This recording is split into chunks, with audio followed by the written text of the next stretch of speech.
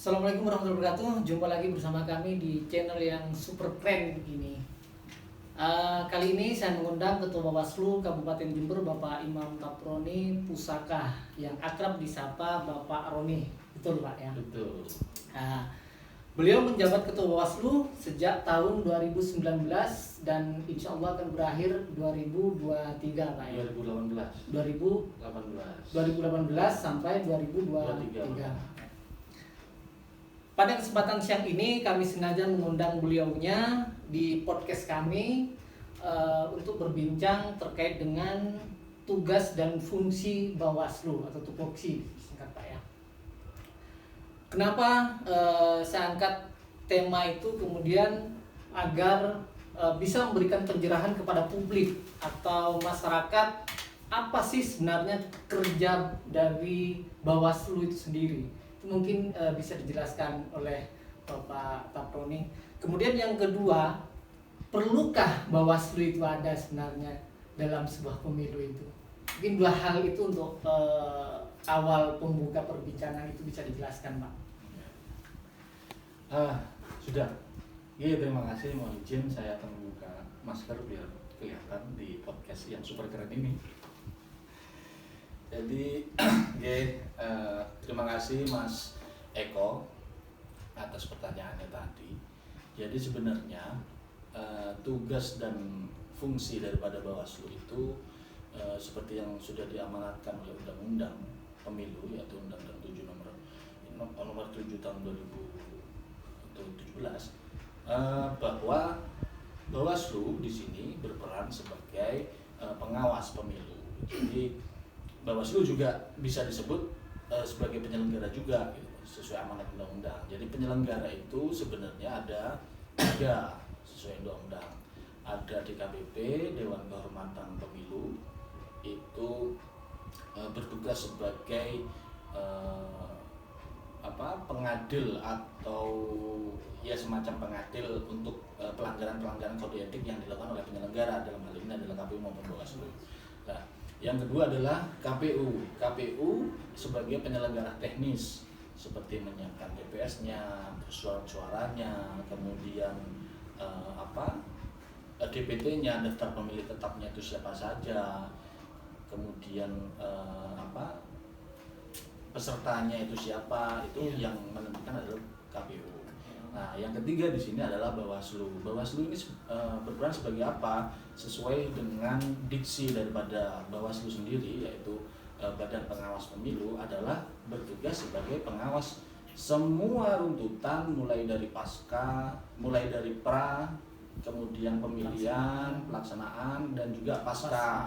Ini Bawaslu harus dilibatkan karena mengawasi setiap tahapan-tahapan yang dilakukan oleh KPU dalam penyelenggaraan pemilu. Jadi tugasnya sebelum daripada pemilihan atau hari H pencoblosan itu jauh-jauh hari 1 tahun sebelumnya itu tahapan sudah dimulai Mas. Nah disitulah peran Bawaslu sebagai pengawas pemilu kalau dalam konteks pemilu ini kalau kata orang-orang di luar bahwa pemilunya polisinya pemilu gitu loh. Jadi untuk meminimalisir daripada kecurangan-kecurangan yang baik itu dilakukan penyelenggara maupun peserta pemilu. Gitu. Berarti pelaksanaan pengawasan itu dimulai sejak sebelum pelaksanaan pemilu itu sendiri. Iya, betul. Terus apa saja yang dilakukan dalam pengawasan itu ketika belum pelaksanaan pemilu itu sendiri misalnya? Ya, kita berkoordinasi dengan stakeholder, kita berkoordinasi dengan penyelenggara sebelah juga, dalam hal ini adalah KPU, terkait dengan misalnya daftar pemilih. Daftar pemilih ini kan berubah-ubah, ada yang meninggal, kemudian ada yang pindah. Kemudian pindah domisili. Ini kan perlu diupdate secara terus-menerus, secara berkala. Kita berkoordinasi seperti itu. Jadi pemilih itu bisa bertambah, bisa berkurang gitu loh. Kalau misalnya tetap data yang dipakai yang kemarin, yang meninggal tetap dapat surat untuk memilih. Nah, Kalau misalnya jujur ya nggak akan datang kan. Kalau misalnya nggak jujur bisa dipakai orang lain gitu loh. Kita nggak tahu. Nah, fungsinya Bawaslu di situ untuk melakukan pengawasan terkait dengan Daftar pemilih itu jauh hari sebelum pemilihan. Bahkan sekarang ini setiap tahunnya itu selalu kita update dengan KPU, berkoordinasi dengan KPU, dan juga dalam hal ini ada Dispenduk Capil sebagai pencatat kependudukan di Indonesia itu. Jadi kita berkoordinasi terus Mas, karena memang daftar pemilih sementara maupun daftar pemilih tetap itu harus diupdate secara berkala, diupdate terus menerus.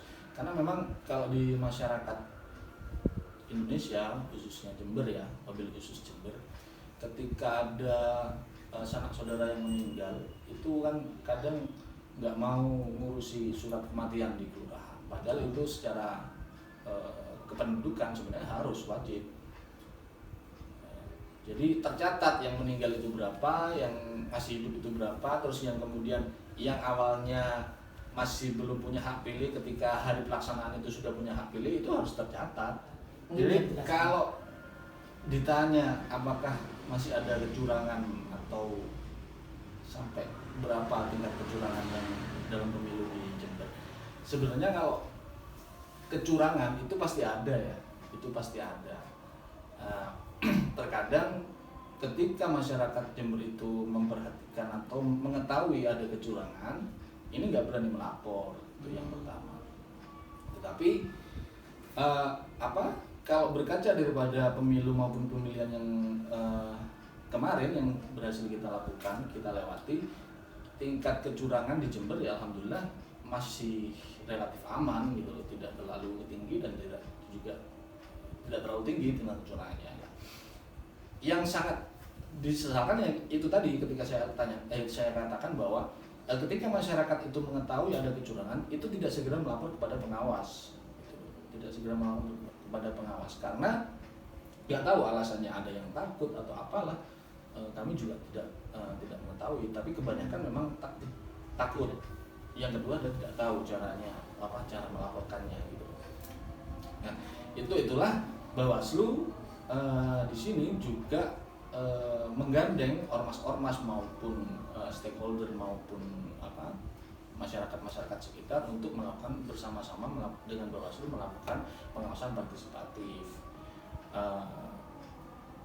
Memang rada-rada susah sih untuk pekerjaan seperti itu karena memang masyarakat ya itu tadi, ketika melapor dan kemudian dimintai identitas dan segala macam itu sudah takut duluan, sehingga tidak meneruskan laporannya lah. Tapi itu sebenarnya bisa ditindaklanjuti melalui informasi awal itu.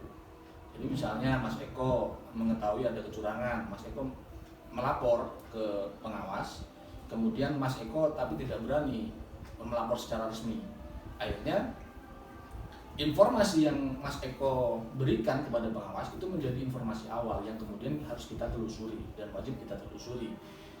Cuma masalahnya ketika ada pelanggaran itu memang kita dibatasi oleh waktu, karena pemilu hanya terbatas oleh waktu, tidak seperti pengadilan pada umumnya yang laporan itu bisa diproses tanpa melihat waktu atau batasan waktu. Kalau di pemilu itu nggak bisa, jadi memang terbatas waktu penanganan pelanggarannya. Jadi mulai informasi awal kemudian kita plenokan menjadi apakah ini layak untuk diteruskan atau tidak, itu harus melalui jalan pleno. Setelah itu baru rentetan tahapan-tahapan penanganan pelanggaran itu harus dilalui. Kalau kecurangan atau pelanggaran pemilu maupun pemilihan itu kan dibagi menjadi dua, ada pelanggaran administrasi, ada juga pelanggaran pidana. Nah, kalau pelanggaran administrasi cukup di Bawaslu dengan pleno komisioner. Di Bawaslu ada 5 komisioner. Karena sifatnya adalah kolektif kolegial, ketika memutuskan sesuatu yang berkaitan dengan pelanggaran maupun apapun yang berkaitan dengan arah jalan daripada lembaga itu melalui pleno. Nah, itu kalau administrasi, sifatnya administrasi. Tapi ketika pelanggarannya sifatnya itu pidana, itu masuk ke dalam Gakumdu. Gakumdu itu apa? Gabungan hukum terpadu lah gitu. Oh, maaf saya lupa. Jadi di Gakumdu itu ada pihak dari kejaksaan, kemudian kepolisian dan juga Bawaslu. Oh, artinya menggandeng pihak lembaga negara Yang hukum lain, ya betul. karena Karena di ranahnya di pidana. betul. Tapi kalau misalkan di ranah administratif itu Cukup dengan Bawaslu. Cukup Bawaslu. Jadi Bawaslu juga memiliki kewenangan untuk memutus persoalan sengketa proses. Sengketa proses ini nggak sama dengan sengketa hasil suara. Kalau sengketa hasil suara, Bawaslu tidak memiliki kewenangan untuk itu. Tapi yang memiliki kewenangan itu adalah MK, perselisihan hasil suara. Tapi kalau sengketa proses, Bawaslu memiliki kewenangan untuk memutuskan atau mengadjudikasi atau memusyawarahkan, mempertemukan antara yang bersengketa, dalam hal ini misalnya peserta pemilu dengan penyelenggara pemilu atau peserta pemilu dengan peserta pemilu.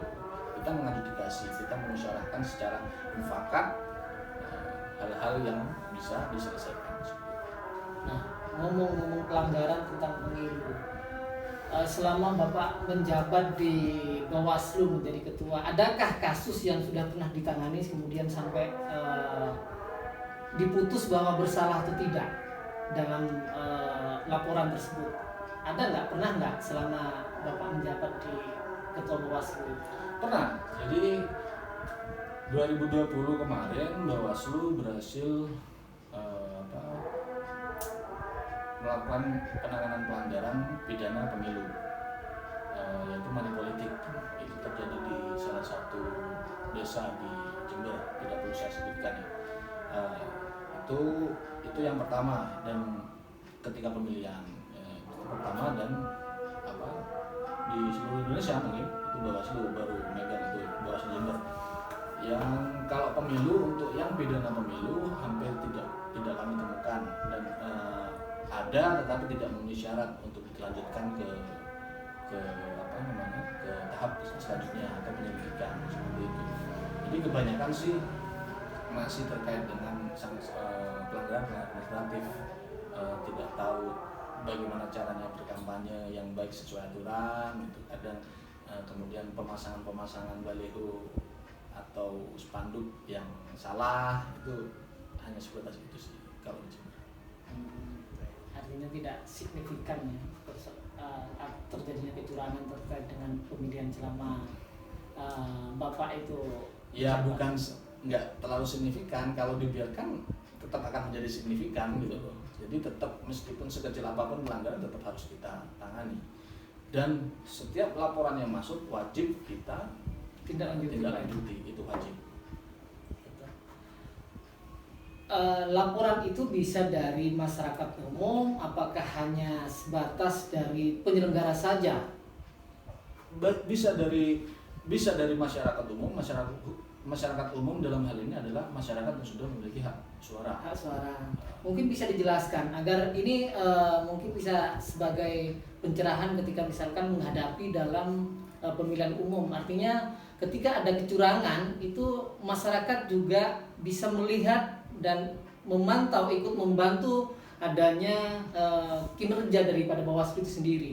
Jadi mungkin bisa dijelaskan caranya itu seperti apa agar masyarakat ketika nanti ada temuan di lapangan itu dengan mudah untuk memberikan informasi atau melapor kepada Bawaslu itu sendiri, Pak. Ya, jadi sebenarnya sederhana sekali ketika ingin melakukan memberikan laporan kepada Bawaslu terkait dengan pelanggaran-pelanggaran. Cukup datang, kalau misalnya di kantornya tetap ya? Kantornya tetap. Tapi mau pindah sih, rencana mau pindah, cuma masih menunggu ACC aja. Jadi kalau pelaporan di desa itu kita ada pengawas kelurahan desa. pengawas perubahan desa. Ya, itu Jumlahnya berapa itu, Pak? satu desa satu orang. Satu desa satu orang. Beda dengan KPU. Kalau KPU kan memang teknis, jadi dibutuhkan banyak. Itu dari unsur masyarakat umum atau seperti apa? Iya, betul, dari unsur masyarakat. Jadi yang kan direkrut kita untuk menjadi petugas pemilih, betul, pengawas pengawas di desa. Di desa itu ada, kemudian bisa ke kantornya Panwascam.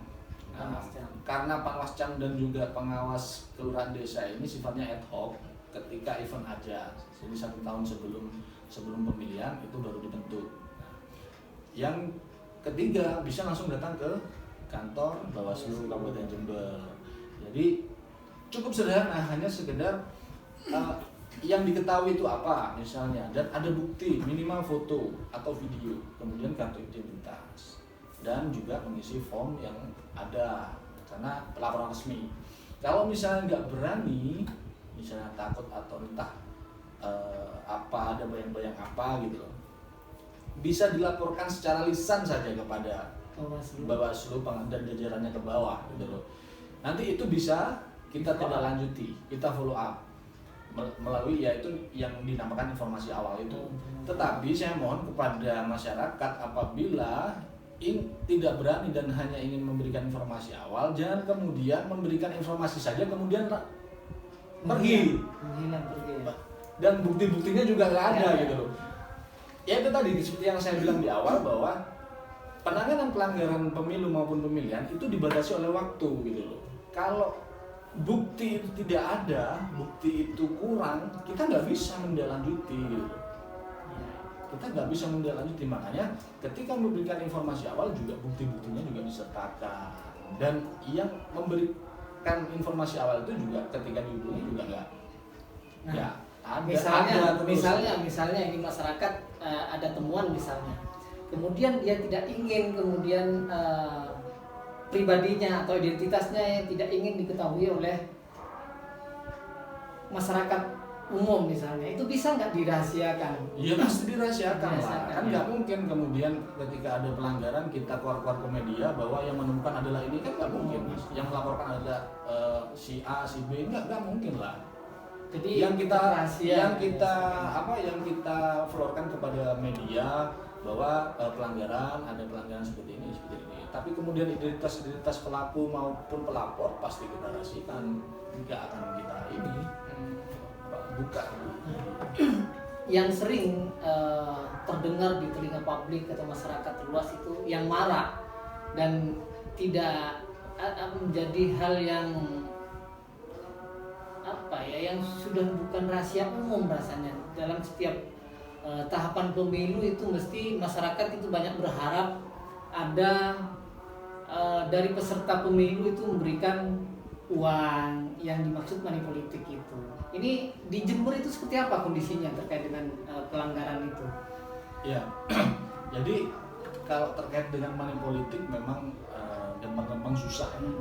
Ya kita bekerja juga memberikan edukasi juga kepada masyarakat bahwa bahaya dari money politik juga. Dan yang kemarin pemilihan juga kita berhasil menangani pelanggaran terkait dengan money politik dan juga sudah diputus oleh pengadilan secara inkrah juga. Yang kemarin itu sudah pernah. Jadi memang ketika masyarakat nggak lapor memang karena sudah mendapat uang. Yang lapor itu kan yang nggak dapat, biasanya seperti itu. Memang agak susah mas. Yang harus kita lakukan adalah mengedukasi masyarakat. Dalam kita bisa dalam beberapa bulan tahun kemarin kita juga mengandeng mahasiswa terkait dengan memberikan edukasi terkait dengan bahaya money politik, bahwa money politik itu, karena money politik ini memang efeknya nggak akan terasa ya, mungkin nggak akan terasa, cuma akan menjadi bukan gini. Jadi pemilih atau calon pemimpin ketika memberikan uang untuk memilih dia dan uang itu diterima oleh si calon pemilih ya, ini kemudian diterima dan mereka menyoblos. Nah, ketika si calon pemimpin ini terpilih karena melalui jalan seperti itu, maka si pemimpin ini tidak memiliki tanggung jawab moral kepada pemilihnya karena sudah dibeli. Ya. Namanya konsep jual beli kan seperti itu, Kak. Saya beli ya sudah saya pakai. Gitu loh. Jadi ketika masyarakat itu menerima uang, menerima sembako dalam hal apapun yang itu namanya money politik, maka ketika pemimpin yang terpilih itu sudah jadi dan kemudian itu tidak tanggung jawab kepada pemilihnya, ya jangan marah pemilihnya karena sudah dibeli loh. Aku wis tuku. Iya. Mau nerima kok. Iya. Nah, ini sebagai ketua Bawaslu mungkin himbauan kepada masyarakat agar kemudian dengungan yang sering didengar oleh masyarakat itu kan ya seolah-olah ketika namanya pesta demokrasi ya, masyarakat itu berharap di sana itu ada hambur-hamburan uang, menerima banyak uang. Misalkan kalau pileg kalau sekarang itu kan digabung pileg pilpres. Pileg yang paling banyak itu kan paling banyak biasanya masyarakat itu berharap karena tidak hanya calonnya itu kan tidak hanya 1, 2, bahkan bisa 5, bisa dan lebih banyak dari itu. Jadi masyarakat itu banyak sampai ada istilah itu tongket, sitong seket gitu. Nah, mungkin himbauan dari ketua Bawaslu agar itu tidak terjadi karena ada sisi hukum yang akan menjerat. Betul. Itu bisa dijelaskan apakah hanya dari si pemberi saja atau juga si penerima itu juga akan terjerat hukum? Kalau dari sisi hukum, kalau pemilihan kemarin adalah si penerima maupun pemberi itu bisa terjerat hukum pidana pemilu. Nah, mungkin karena hukumnya seperti itu, banyak yang menerima banyak menerima itu nggak berani lapor. Karena si pemberi dan penerima itu akan bisa terjerat hukum pidana pemilu atau pemilihan seperti itu. Jadi ya saya himbau kepada masyarakat, nggak henti-hentinya saya menghimbau bahwa money politik sangat berbahaya, sangat tidak mengedukasi. Karena Mas, menurut saya ini ya, tempat yang paling merdeka itu adalah TPS. Kenapa? Ya karena bebas kita menentukan siapa pemimpin kita sesuai dengan pengetahuan yang kita miliki ya, terkait dengan calon-calon tersebut. Jangan sampai kemudian kebebasan itu dibeli hanya dengan rupiah yang sangat kecil, kemudian itu hanya beras berapa kilo, karena itu menentukan 5 tahun ke depan gitu. Jadi ketika Anda keluar dari TPS, Anda sudah tak bebas, Anda kepikiran hutang, kepikiran sembarang kalir gitu. Jadi kalau di TPS itu adalah tempat yang paling merdeka. Jadi jangan sampai tempat yang paling merdeka itu dikotori oleh nominal yang sangat kecil sekali gitu loh. Padahal dampaknya itu sangat luar biasa. Sangat luar biasa. Dan ketika si calon pemimpin ini menjadi pemimpin karena hal-hal seperti itu dan ketika tidak bertanggung jawab, Anda berteriak-teriak. Ya, nggak salah dong. Kemudian pemimpinnya bilang, aku setuju suaramu, kan wis nerimo ini, kamu gelem kok. Gitu. Kan eman gitu. Nah, itu Itu kalau menurut saya tapi Mas, nggak tahu yang lain gitu. Ya, itu himbauan dari ketua Bawaslu, artinya setiap kali ada pemilihan umum atau pemilu itu kan yang mungkin sebagian warga atau banyak warga terlalu berharap adanya pemberian dari si calon tersebut itu setidaknya dihindari. Karena ketika itu terjadi, maka ada juga sisi hukum yang akan menjerat dari dua belah sisi itu sendiri. Ya, betul. Jadi konsekuensinya itu sangat besar sekali. Maka hindarilah gitu. Ya. Begitu. Tapi kalau mengaca dari pemilihan kemarin sih, alhamdulillah ya masyarakat Jember sebenarnya sudah terbuka terkait dengan politik. Jadi sebenarnya sudah lebih banyak yang paham aturan lah. Yang nggak paham aturan kan cuma sedikit lah. Jadi mulai dewasa tentang mulai dewasa terkait dengan pemilihan secara demokrasi ini. Jadi memang Bawaslu kemarin banyak sekali masukan-masukan terkait dengan kecurangan-kecurangan, temuan-temuan itu banyak dari masyarakat memang. Dan ya kalau saya lihat sih masih masyarakat kota ya. Kalau masyarakat pedesaan memang masih belum ini gitu. Ya kita membutuhkan bukan hanya Bawaslu saja. Itu mungkin tantangan bagi penyelenggara ya. Betul, tantangan. Tetapi perlu diingat bahwa ini adalah pesta bersama, ini adalah pesta demokrasi. Kita nggak bisa kemudian harus menjalan dalam hal ini ada output ataupun hasil dari pemilu itu baik meskipun prosesnya seperti ini. Nggak bisa kita itu kerja sendiri, kita itu harus bekerja sama dengan beberapa pihak. Dalam hal ini yang paling kita inginkan adalah kerjasama dengan masyarakat, bukan hanya ormas, tapi masyarakat semua. Masyarakat harus tahu siapa sih yang harus yang dipilih, siapa sih calon-calonnya seperti itu. Baik, ini kan yang dibicarakan dari tadi terkait dengan seputar pengawasan dari mulai sebelum adanya pelaksanaan pemilu, kemudian dari pelaksanaan itu sendiri dan pasca pemilihan. Nah, ini mungkin pertanyaan ini sedikit menggelitik karena agar masyarakat atau warga secara luas juga mengetahui kinerja dari Bawaslu. Nah, sekarang jangka waktu kerja dari Bawaslu itu kan 5 tahun karena sudah ditetapkan menjadi badan satuan kerja ya. Nah, kalau tidak ada pemilu, kemudian apa sih teman-teman Bawaslu itu sendiri, Pak? Ya, jadi kita melakukan banyak sekali sosialisasi, kemudian kita melakukan MOU. Jadi dalam dalam bahasa gaulnya itu pengkaderan. Jadi kita mengkader mahasiswa terutama yang pemilih pemula maupun pemilih milenial, khususnya pemilih milenial ya. Karena pemilih milenial ini kan yang nanti akan menjadi calon-calon pemimpin berikutnya, penerusnya gitu loh. Jadi kita sosialisasi terkait dengan undang-undang, apa itu pelanggaran administrasi, apa itu pelanggaran pidana, dan bagaimana penanganan pelanggarannya. Terus kemudian gimana sih kerjanya KPU itu, gimana sih kerjanya Bawaslu itu seperti apa, ini seputar itu aja. Dan peningkatan sumber daya juga. Jadi kan kita kan strukturnya kan hierarki. Dari Bawaslu provinsi memberikan peningkatan dan itu berkelanjutan, berkala gitu loh. Dan kalau dikatakan apa sih kerjanya, ya memang bekerja Mas untuk mencerdaskan, mengedukasi masyarakat terkait dengan pemilu itu seperti apa. Bagaimanapun juga harapan kami, harapan amanat undang-undang, harapan pemerintah dengan membentuk penyelenggara pemilu adalah agar pemilihan maupun pemilu ini dilakukan secara demokratis, benar-benar demokratis, dan masyarakat bahagia gitu dengan pesta demokrasi itu. Terakhir mungkin Pak Ketua, karena ini tadi kesepakatan ini sudah setengah jam ya, ini kayaknya sudah setengah jam kurang lebih dikit lah.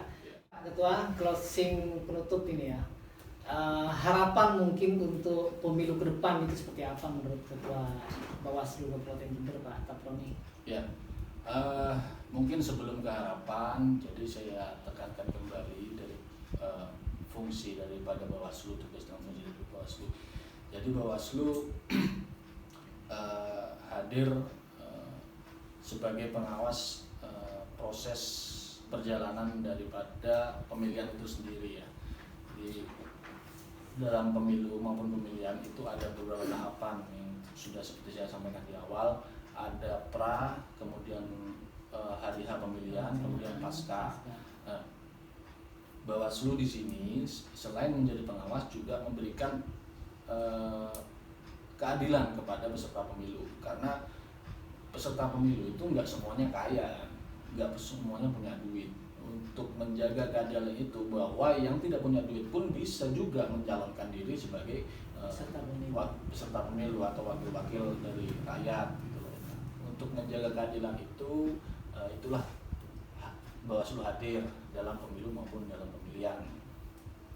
Dan harapan saya adalah tetap masyarakat dapat bekerja sama dengan penyelenggara, dalam hal ini adalah Bawaslu, sebagai garda terdepan dalam penanganan pelanggaran atau memberikan rasa keadilan terhadap peserta pemilu maupun masyarakat yang mengikuti pemilu gitu.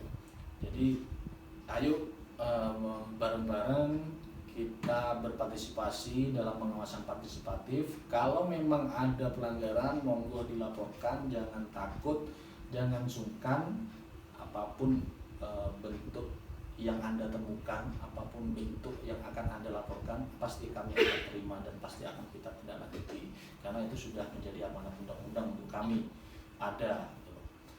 Jadi semoga pemilihan yang akan datang, yang kalau info-info awal dari teman-teman yang berada di pimpinan di atas kami, bahwa pemilihan presiden, pileg pilpres maupun pilkada, bupati maupun gubernur itu akan dilakukan secara berbarengan, hanya beda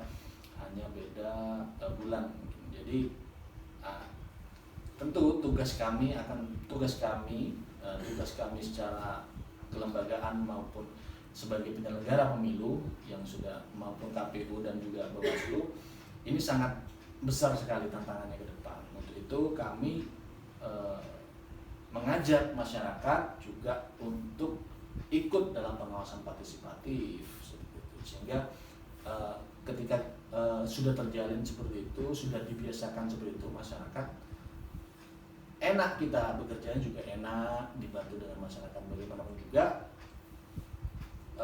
keberhasilan daripada pesta demokrasi ini juga bergantung pada masyarakat ya? dengan masyarakat sekitar. Please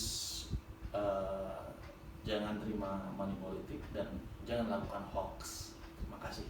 Nah, itu pesan dari Ketua Bawaslu, jangan menerima money politik, juga jangan hoax.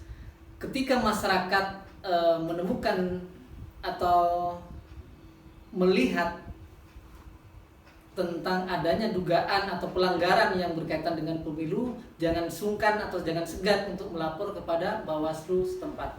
Itu perbincangan siang hari ini bersama Ketua Bawaslu. Semoga ini menjadi informasi yang bermanfaat bagi masyarakat luas. Dan yang terpenting juga, jangan lupa subscribe dan like. Terima kasih. Assalamualaikum warahmatullahi wabarakatuh.